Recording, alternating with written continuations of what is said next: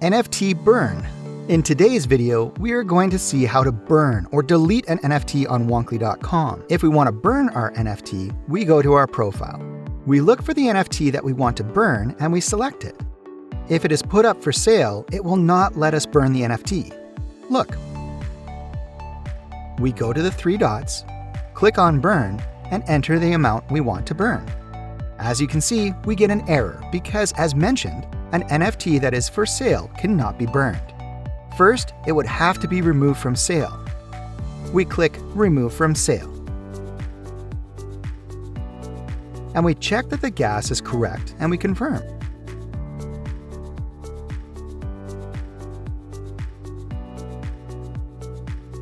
Now that it is no longer for sale, we click on the 3 points again, Burn, we enter the amount, Burn Token.